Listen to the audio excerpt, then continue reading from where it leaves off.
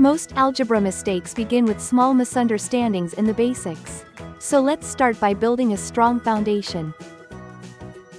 In algebra, a variable like x represents an unknown value, while a constant like 5 represents a number that never changes.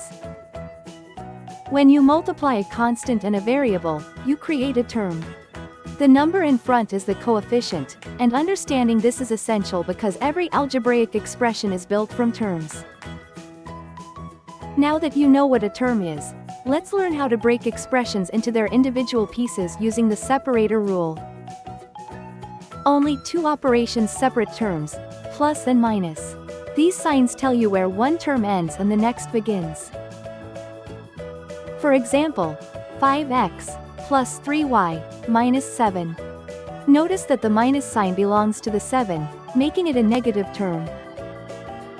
So this expression contains three chunks, three separate terms that we can analyze or simplify.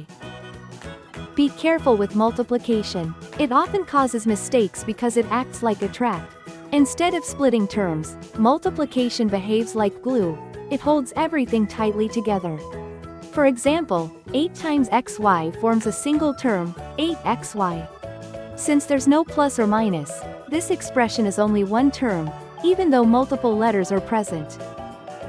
Now that you can identify and separate terms, the next skill is deciding which terms can combine. Like terms must have both the same variable and the same power. So 4x and 9x can combine because both represent the same type of quantity. That makes them like terms. However, 5x and 5x squared cannot combine. Their powers differ, so they are unlike terms. Time for a quick check. How many terms are in the expression below? Break it apart. 1 term, 2, and 3. And notice that the middle term has a negative 2 as its coefficient. Great job! You've now mastered the fundamental structure of algebraic expressions. In the next lesson, we'll learn how to crush these terms together by simplifying expressions. Great job today! Tap subscribe, and see you next time.